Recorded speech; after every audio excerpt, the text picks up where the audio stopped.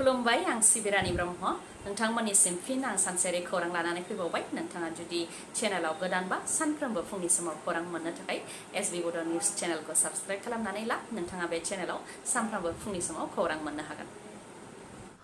क'क्राझार जिल्लायाव मोनफानि उनाव मोनफा गिथावना जाथाय थाद'नाय गैयै गाज्रि जाथायफोरा फारियै क'क्राझार जिल्लायाव जादों। क'क्राझार जिल्लायाव फिन मानसि बुथारनाय जाथाय जादों।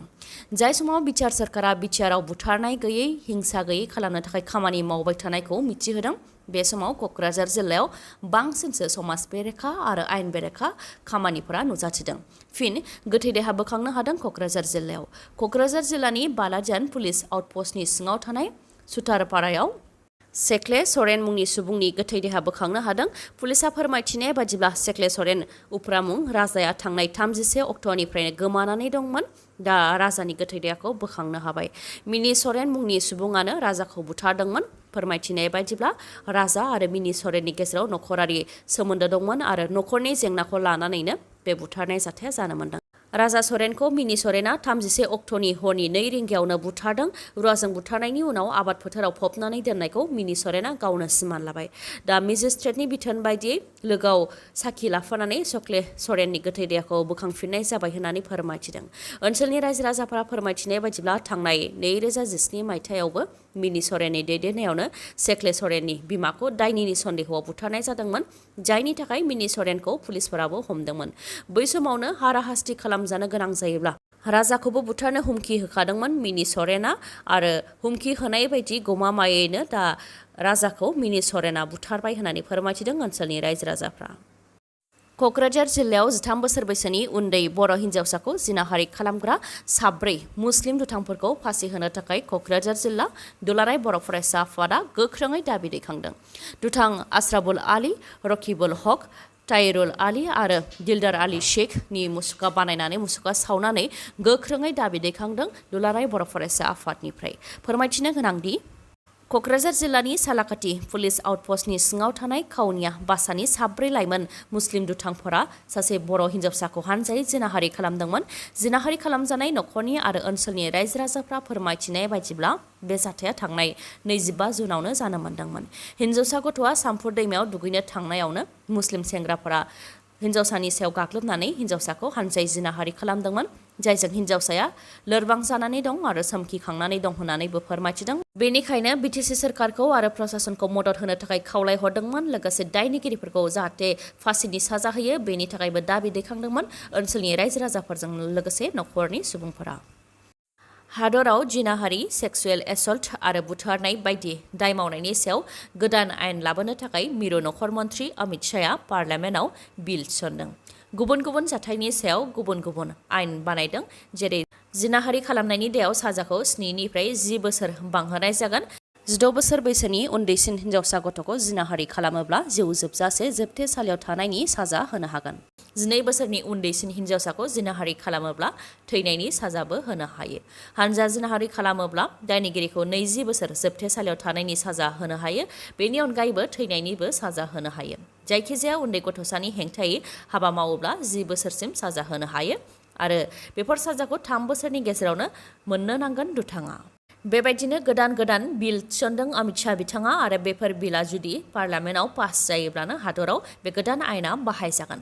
फोरमायथिबावनो गोनांदि हानजायै गाग्लोबनायनि हेंथायैबो गोदान बिल थिसनदों। साजाफोरा जाहैबाय गुबुन गुबुन केसनि सायाव बिथा खालामनानै 7 बोसोर जिउ जोबजासे जोबथेसालियाव थानायनि साजा आरो थैनायनि साजा होनो हागोन। बेफोरनि थाखाय 3 बिल लाबोदों। बिलफोरा जाहैबाय भारतीय न्याय संहिता BNS बिल 2023, भारतीय नागरिक सुरक्षा संहिता BNSS बिल 2023 आरो भारतीय साक्ष्य BS बिल 2023 खौ थिसनदों। Indian penal code 1860, criminal procedure act 1898 आरो इन्डियान एभिडेन्स एक्ट 1872 बे गोजाम आयेननि सोलायनो बे गोदान बिलखौ थिसनदों। रायजोआव बियाब दाफामनायनि थाखाय जि जोबथा फारिलाइ फोसावबाय बेखौ लानानै एसेबो गोजोननाय गैयैखौ फोरमायथिदों दुलाराय बर' फरायसा आफादनिफ्राय। बियाब दाफामनायखौ लानानै थांनाय 20 जुनाव जि ड्राफ्ट फोसावदोंमोन आरो दा जि जोबथा फारिलाइ फोसावदों बेयाव 99.9% गोरोबलायो। खालि 19 बिधान सभानि मुंखौल' सोलायदों। मोनसे लक सभानि मुंखौ सोलायदों आरो मोननैसो बिधान सभानि सिमाखौ सोलाय सोल' खालामदों। बेनि अनगायै जेबो सोलायाखै होननानै बुंथियो दिपेन बर' बिथाङा। लोगोसे बुंथिबावदों दि बियाब दाफामनायनि सायाव जोंनि बर'नि मोनजिथाम आफाद राजखान्थियारि आरो राजखान्थि नङै आफादफोरा गोबां दाबिखौ लानानै गोसोखां बिलाइ गथायदोंमोन आरो बिसायख'थि आय'गनि हियारिंआवबो थांनानै गोबां दाबि खालामहैदोंमोन। 2003 मायथाइनि बिटिसि गोरोबथायाव थानाय बायदि संबिधाननि प्रभिजननि आधाराव बिटिसिनि सिङावनो मोननै लकसभा बियाब नांगौनि थाखाय दाबि दैखांदोंमोन आरो थांनाय 2007 मायथाइयाव ड्राफ्ट फोसावनायावबो क'क्राझार आरो अदालगुरि मोननै लकसभा होगोन होननानै मख'नाय दंमोन। नाथाय बिसायख'थि आय'गआ आसाम आरो बिटिआरनि रायजो राजानि आसाखौ हेव खालामदों आरो हियारिंनि मुङाव जोंखौ मान होआखै होननानै बुंथियो दिपेन बर'आ आरो जोंनि फारसे बिसायख'थि आय'गनि नासयनायखौ मोनदांनो हादों होननानैबो बुंथियो बिथाङा। बिसायख'थि आय'गआ 6 शिड्युल आरो 6 शिड्युल नङै बिधान सभा बियाबखौ सरजाबनानै जि लकसभा दादों बेजों संबिधाननि प्रभिजनखौ सिफायनाय जादों। दिफु आरो करिमगन्जआव जेरै बायदि लकसभा दादों थिग बेबायदिनो तामुलपुर आरो अदालगुरिनि मोनद' बिधान सभाखौ लानानै आलदायै अदालगुरि लकसभा बियाबखौ दानो हायोमोन।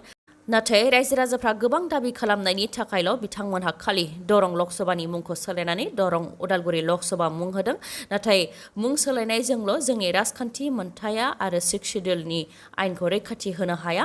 बेबायदि खालामनानै जोंखौ गोबां नारसिनदों, नासयदों आरो थगायदों होननानै बुंथियो दिपेन बर'आ। बेनि अनगायैबो बिटिसिआव मोन 15 बिधान सभा मासिनि बेलायावबो 6 शिड्युलनि प्रभिजन अदेबानि आयेन बायदियै मोन 10 एसटि रिजार्भ जानो नांगौमोन। सिगाङाव मोन 11 बिधान सभा दंमोन जेराव मोनद'आ एसटि रिजार्भमोन। दा मोन 15 बिधान सभा जानायनि थाखाय मोन 10 एसटि खथानि थाखायबो दाबि खालामदोंमोन।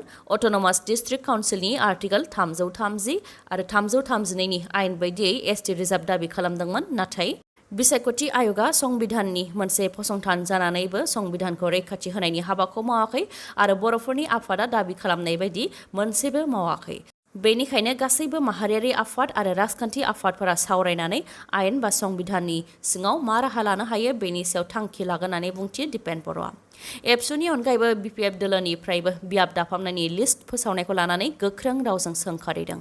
नाथाय बियाब दाफामनायनि डाटा फोसावनायखौ दासिम मोजाङै फरायनो मोनाखै होननानै बुंथिदों प्रमद बर'आ आरो जेब्ला मोजाङै फरायगोन अब्ला बेनि सायाव बुंगोन होननानै बुंथिदों प्रमद बर'आ। उदांस्रि साननि सिगांनो गुलि गावनाय जाथाय। गुलि गावनानै सासे लाइमोनखौ गोब्राब जोखोम खालामदों माखासे दुथांफोरा। आसामनि बिलासिपारा महकुमानि सिङाव थानाय ससरागाव फुटकिबारिनि 20 बोसोर बैसोनि नन्द देबनाथखौ माखासे दुथांफोरा गुलि गावनानै गोब्राबै जोखोम खालामदों। गुलि गावजानाय नन्द देबनाथ बिथाङा फोरमायथिनाय बायदिब्ला बिथाङा फुंनि 4:30 रिंगासो समाव खारनो थाखाय लामायाव ओंखारलांदोंमोन। बेयावनो माखासे हाथियार लानाय दुथांफोरा लामायाव लोगो मोननानै गाज्रि राव बाहायनायजों लोगोसे मबाइलखौ सेख'नानै लादोंमोन। बेनि उनाव मबाइलखौ बिफिननाय समावनो दुथांफोरा नन्द देबनाथनि सायाव गुलिखौ गावदों। गुलि गावनायखौ लानानै होख्रावनायनि उनाव खाथि खालानि सुबुंफोरा फैनानै रैखा खालामनायनि हाबाखौ मावफैदों आरो जिउ रैखाथिनि थाखाय देहा फाहामसालि फारसे दैथायहरदों। उनाव पुलिस प्रशासनाबो जाथायथिलियाव थांनानै संदाननायनि हाबाखौ मावहैदों होननानै फोरमायथिदों। 15 आगस्टनि थाखाय पेरेडनि सोलोंथाइ लाफुबाय थानाय समावनो सासे आसाम पुलिसनि कनस्टेबलनि जिउ खहा। मुङा कुकिल दत्ता। बिथाङा गुबैयै लखिमपुरनि थागिबिमोन आरो बिथाङा आसाम पुलिस रेडिअ' अर्गेनाइजेसनाव तेजपुराव पस्टिंमोन। नाथाय गुवाहाटीनि खानापारा पेरेड ग्राउन्डआव 15 आगस्टनि थाखाय पेरेड प्रेक्टिस खालामबाय थानाय समावनो कुकिल दत्ता बिथांनि देहाया हरखाबै गाज्रि जादों। बिथांखौ फाहामथायनि थाखाय GMCH सिमबो लांनाय जादोंमोन। नाथाय देहा फाहामसालि मोननायनि सिगांनो बिथाङा जिउ खोमानो गोनां जादों। उत्तराखन्डनि दाब दाब जायगायाव गोबां अखा आरो हा गिसिगानाय जादों। केदारनाथआव थांनाय 15 सिबियारिफोरा हा गिसिगानानै फबसिन जानायनि थाखाय जिउ खोमानो गोनां जादों। रुद्रप्रयाग जिल्लानि फाटा ओनसोलाव जादों बे जाथाया, जेरावनाखि इन्डिया मेटेरलजिकेल डिपार्टमेन्ट IMDआ उत्तराखन्डनि दाब दाब जायगाफोराव गोबां अखा हानाय आरो हा गिसिखानाय जागोन होननानै अरेन्ज आरो रेड एलार्ट फोसावखादोंमोन। बेयावनो केदारनाथ फारसे थांनाय लामायाव हा गिसिखानानै गंसे गारिनि सायाव हाया फबसिनदों, जायजों 15 सुबुंफोरा फबसिन जानो गोनां जादों आरो जिउ खोमानो गोनां जादों। 15नि मादाव 3आ गुजरातनि सिबियारिफोरमोन होननानै मिथिनो मोननाय जादों। हा गिसिगानाय जाथाय जानायनि उनाव रैखा खालामग्रा हान्जाया जाथायथिलियाव नुजाथिफैनानै हा जावखांनानै गोथै देहाखौ बोखांनायनि हाबाखौ मावफैदों, जेराव गारिनि सिङाव 15 थैनानै थानाय सुबुंफोरखौ बोखांनो हानाय जादों।